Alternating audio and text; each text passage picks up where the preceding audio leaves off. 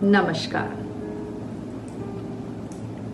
बात कितनी भी उलझी हो, सहजता से कह देना। बात कितनी भी उलझी हो, सहजता से कह देना। जख्म कितने भी गहरे हो, निशानी प्यार की कह देना।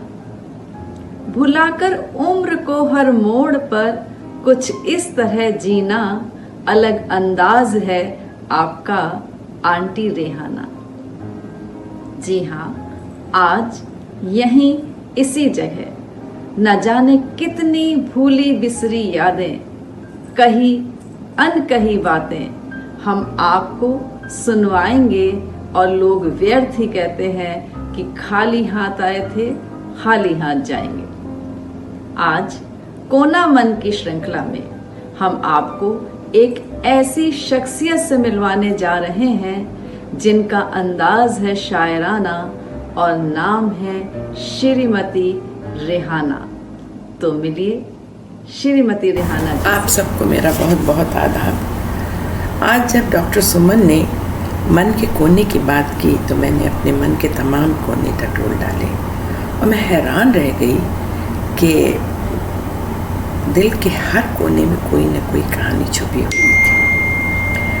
और जब मैंने नज़र दौड़ा के देखा तो न जाने कितने शख्सियात थी जिन्होंने मुझे मुतासिर किया और उनसे मैंने बहुत कुछ सीखा और अपनी ज़िंदगी में ढालने की कोशिश भी करी।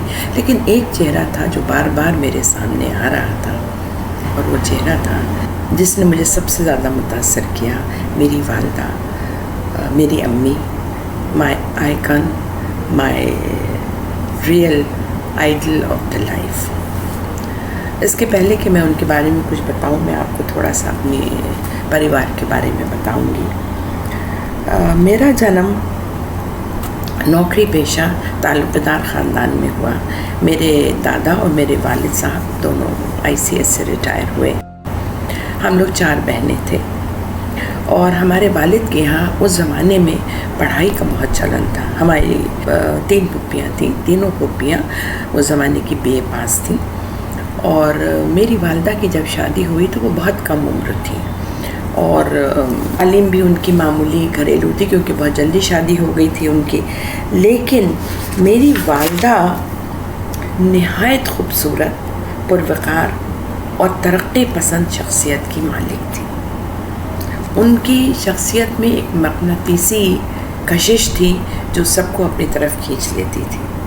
तो जब वो इस घर में आई और उन्होंने देखा कि यहाँ पर इतने सब पढ़े लिखे हैं और उनको ज़रा भी अपनी तालीम के मैंने कम पढ़ा है इसका कोई उनको एहसास कमतरी नहीं हुआ। उन्होंने मेरे वालिद और मेरे दादा से कुछ दिन बाद कहा कि मैं अपनी पढ़ाई शुरू करूँगी और मैं भी पढ़ना चाहती हूँ।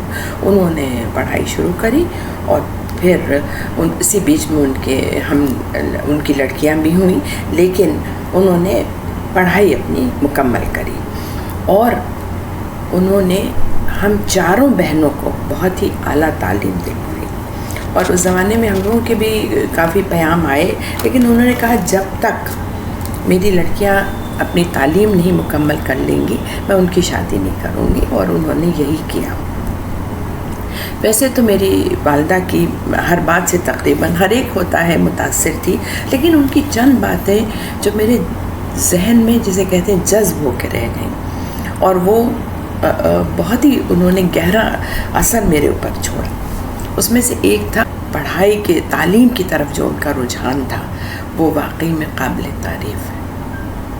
न सिर्फ इतनी शिद्दत से उनमें ये जज्बा था कि बच्चियों को पढ़ना है और न सिर्फ उन्होंने हम लोगों को पढ़ाया बल्कि ये चीज़ उन्होंने और मोहल्ले वाली जो हमारे मोहल्ले के लड़कियां थीं, लड़के थे जिनके माँ बाप आर्थिक तौर पे इतने मजबूत नहीं थे, उनको हमारे मुलाजमीन के नौकरों जो थे उनके बच्चों को उन्होंने पहले तो घर में पढ़ाती थी, फिर वो ख़ुद लेके जाती थी, उनका स्कूल में दाखिला कराती थी और फिर आगे भी उनको पढ़ने के लिए उन्होंने बहुत बढ़ावा दिया और उन्होंने उनकी हर ज़रूरियात को वो पूरा करती थी।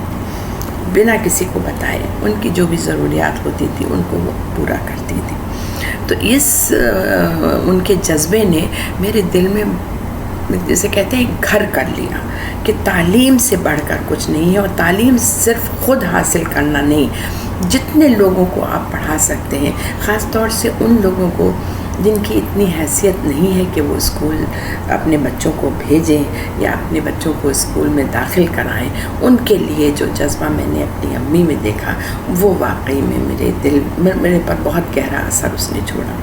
फिर जब मैंने बहुत पहले से पढ़ाना शुरू किया था, लेकिन जब मैंने स्टडी हॉल ज्वाइन किया तो वही जज्बा, वही शिद्दत, वही जुनून मैंने डॉक्टर उर्वशी साहनी में देखा। लड़कियों के ख़ास तौर से पढ़ाई के लिए, स्त्री सशक्तिकरण के लिए। और मैं वो जो एक मेरे अंदर इच्छा थी, छुपी हुई थी, जो ख्वाहिश मेरे दिल में थी कि मैं भी ये करूं, उसने उनकी वजह से वो ख्वाहिश बाहर निकली। और अपनी वालदा और डॉक्टर साहनी की इन बातों से मुतासर होकर मैंने भी एक छोटा सा स्कूल खोला, जिसमें मैं लड़के और लड़कियों दोनों को तालीम देती हूँ। क्योंकि मेरा ये मानना है कि लड़के और लड़कियों को एक साथ रहना आना चाहिए।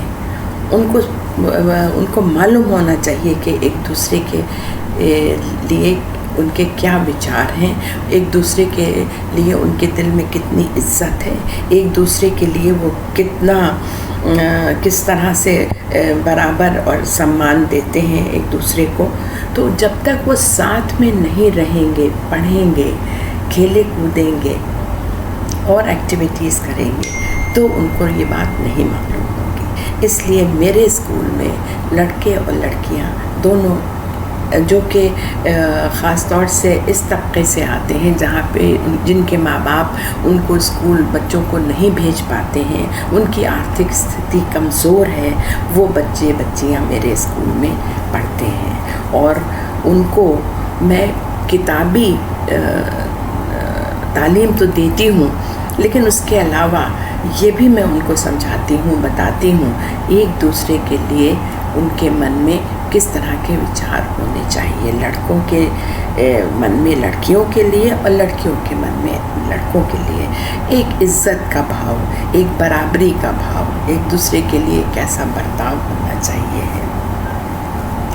तो इसके अलावा ये तो एक छोटा सा स्कूल मेरा चल रहा है, लेकिन एक चीज़ और जो मैंने अपनी वालदा से सीखी, खुद एतमाद भी, अपने ऊपर भरोसा रखना। जो भी काम करो, छोटा हो या बड़ा हो, उसको खुद एतमादी से करना चाहिए। उसको ये सोच कर करना चाहिए कि I will give my best. उसके बाद जो होगा वो तो नहीं कोई कह सकता है, but I will do my best. That's what she used to tell us कि जो ज़िंदगी को हमेशा एक पॉजिटिव नज़रिए से देखो। ज़िंदगी बहुत खूबसूरत है, लेकिन बहुत आसान नहीं है। इसमें उतार चढ़ाव भी हैं, इसमें दुख सुख भी हैं, इसमें धूप छाँव भी है।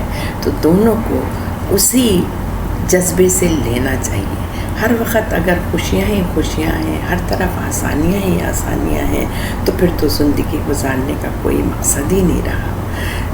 मुश्किलात को, मुद्दों को, मरहलों को हल करना ही ज़िंदगी है, और उसके लिए आपको पॉजिटिव सोच होना चाहिए। हमेशा उनकी सोच बहुत पॉजिटिव रहती थी, कभी उन्होंने नेगेटिविटी की तरफ ध्यान नहीं दिया। और वही चीज़ उन्होंने हम लोगों में भी डाली कि ज़िंदगी को जब तक ज़िंदा हो, जिंदा दिली से जियो, खुशियों के साथ जियो। और जैसे आसानियों को से ज़िंदगी गुज़रती है, वैसी मुश्किलों से भी गुज़रेगी। तो आज की बात मैं बस यहाँ पर एक शेर से ख़त्म करती हूँ। वैसे तो बहुत सारी बातें हैं जो बता सकते हैं, लेकिन ये शेर आपकी नज़र करती हूँ। चली जाती हूँ हंसती खेलती मौजे हवादिस से, अगर आसानियाँ हो ज़िंदगी दुश्वार हो जाए। बहुत शुक्रिया। कहने को लफ्ज़ दो हैं, कहने को लफ्ज़ दो हैं, उम्मीद और हसरत, उसमें निहा मगर जीवन की दास्तां है। पहले अध्यापिका, फिर उप प्रधानाचार्य और फिर समाज के वंचित वर्ग की मंजिल बनी श्रीमती रेहाना जी आज स्वयं का विद्यालय चलाती हैं और न जाने कितनी गरीब बच्चियों का सहारा बनी है। हमारे कहने पर वो हमारे कोना मन की श्रृंखला में आई और उन्होंने अपने मन को टटोला और न जाने कितने लोगों के मन को छुआ। इसलिए आप जाइएगा कहीं नहीं, यहीं इसी जगह हम फिर मिलते हैं एक नई शख्सियत के साथ। तब तक के लिए नमस्कार।